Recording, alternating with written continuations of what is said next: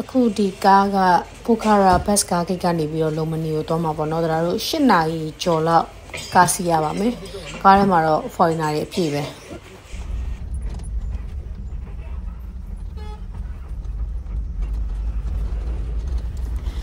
အခုတရားတို့ဒါလုံမနီကားဂိတ်ကိုရောက်တာပေါ့နော်လုံမနီကားဂိတ်ကနေပြီးတော့လုံမနီ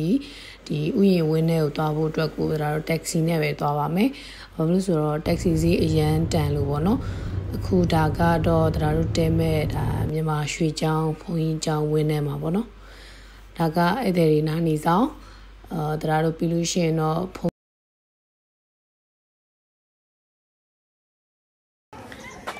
ယ်လိုခုတရားတို့က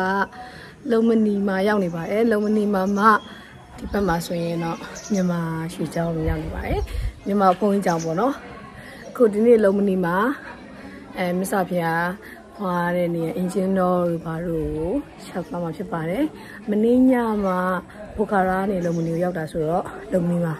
ဘယ်မှမရောက်သေးဘူးပေါ့နော်အဲ့တော့ဒီနေ့လုံမနီမှာပဲသွားမယ်ဘာလဲလုပ်မလဲဆိုတာတော့ဒါဗလော့လေးထဲမှာလိုက်ကြည့်ပေးကြပါဒီနေ့ကတော့မြန်မာ outfit နဲ့မြန်မာ dress နဲ့ပေါ့နော်မြန်မာမလေးမြန်မာဝတ်စုံနဲ့ပါကဲတော့လိုက်ခဲ့ကြပါနင်းတော့ဒါကတော့လုံမနီ War Peace and Harmony Visitor Center ဒီထဲမှာပဲရှိတာအင်ဂျင်တော်ကလမ်းလျှောက်ပြီးတော့လာလို့ရပါတယ်ဒီမီးက1986ထဲကနေပြီးတော့ညှိထားတာပေါ့နော်အခုချိန်ထိငိမ့်နေမီပေါ့နော်ဒါကတော့ engine door ကိုဒီကနေလှည့်စီးလို့ရတယ်ဒါက baby Buddha လို့ခေါ်ကြတယ်ပေါ့နော်ထိုင်းကနေလှူထားတာပါခုဒါကဒီလုံမနီဆိုတဲ့စားတဲ့နားမှာရောက်နေအနေရန်ပူတယ်လာမယ်ဆိုရင်ညနေလာတာပိုကောင်းတယ်ပေါ့နော်မျိုးလုံးမဖွင့်နိုင်ညီမပြောတဲ့ sunset ကဒီနားကျတယ်လေဟုတ်မယ်မျိုးလုံးလည်းမဖွင့်နိုင်အခုဗီဒီယိုသာရိုက်နေကိုရုပ်ကိုလည်းမမြင်ရအောင်တို့စီပြီးတော့ဒီလုံမနီရဲ့နေရာတွေအချိန်ကြီးကကျောင်းတွေကိုသွားလိုက်ပါမယ်သူတယောက်ကိုနှစ်ပေါင်းငွေ250ပဲပေးရတယ်ပေါ့နော်ဟိုတရာတော့3ယောက်ဆိုတော့950 10နေရာလားမသိဘူးတို့ပို့ပေးမယ်ဒါကတော့နှစ်ပေါင်းကျောင်းမှာအဲ့တော့ဆက်လိုက်တယ်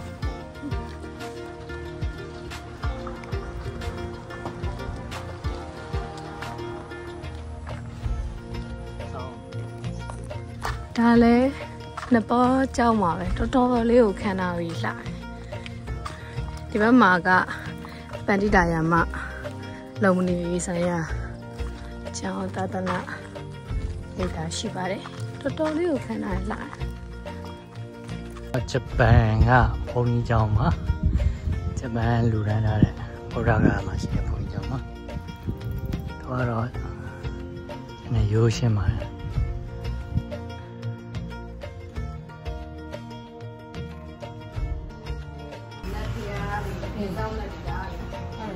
စင်ကာပူဘုံကြီးကျောင်းပါက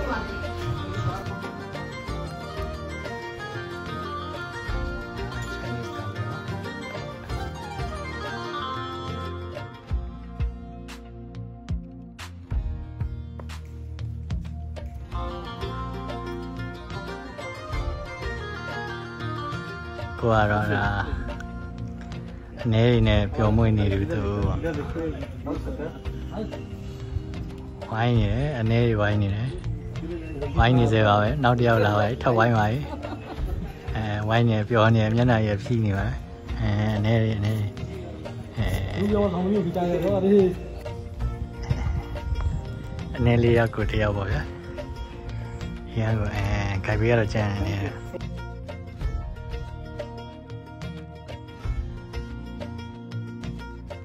ဒါကတော့ဂျာမန်ဘုန်းကြီးကျောင်းပေါ့နော်ဒီမှာရှိတဲ့ဘုန်းကြီးကျောင်းတွေထဲမှာဒီဂျာမန်ဘုန်းကြီးကျောင်းကတော့အကောင်းဆုံးလို့ပြောရတယ်ဗျဝင်ရောက်ပြီးတော့ဖူးမြော်ကြည့်ရပါ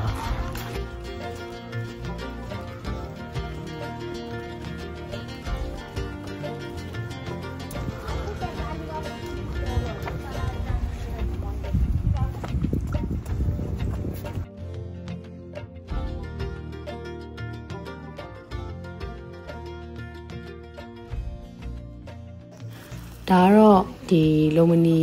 မေတော်မာယာကျောင်းဆောင်တွေကိုလာလေးလာကြတဲ့ကျောင်းသူကျောင်းသားတွေပေါ့နော်စနေတနင်္ဂနွေနေ့ဆိုရင်ဒီလိုလေးလာကြတဲ့ကျောင်းသူကျောင်းသားတွေအများများတယ်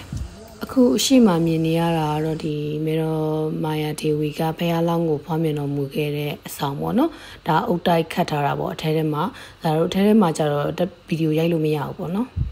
ဒါကတော့ဖះလောင်းပွင့်တော်မူတဲ့အချိန်တည်းကကြံခဲ့တဲ့နှစ်ပင်နဲ့တော့အင်ဂျင်ပဲပေါ့နော်ဒီနှစ်ပင်မဲ့ကြံတော်တယ်ဒီမှာ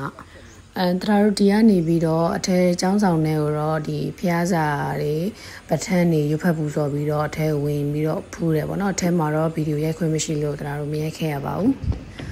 ဒါကတော့ဖျားလောင်းတောထွက်တော်မူရာကပိလဝတ်တိုင်းပြည်ပေါ့နော်ကပိလဝတ်တိုင်းပြည်ကဒီလုံမနေဥယျာဉ်နေဆိုလို့ရှိရင်45မိနစ်လောက်သွားရတယ်ဒီမှာကနန်းတော်ရဟောင်းပဲကျန်ခဲ့တော့တယ်ပေါ့နော်လမ်းကြုံလိုက်လာတဲ့သစ္စာမိုးဗုဒ္ဓဂန်ရဖျားဖို့ဖွဲ့ပေါ့နော်ကံကောင်းချင်လို့ဟိုဒီကပိလဝတိုက်ပြရမှာဒီကကားကြုံနဲ့ရောက်လာခဲ့တာပေါ့နော်ဒါကတော့ဗုဒ္ဓဂယာသစ္စာမိုးကဂိုက်ပါရင်းကိုပြောဟောကောင်းပါတယ်မင်္ဂလာပါပြောဟောကောင်းပါတယ်ဒီကောင်ဘုံကြီးပါဘုံမွေးမြင်သူပဲဒီနေရာကကြတော့သားစုပန်တဲ့နေရာပေါ့နော်နပါလီတွေရဲ့အိန္ဒိယတွေရဲ့အများစုဒီမှာလာပြီးတော့သားစုပန်ဆူတောင်းပြည့်ရဆိုပြီးတော့ဒီမှာအထက်မှာသားစုပန်ရတာပေါ့နော်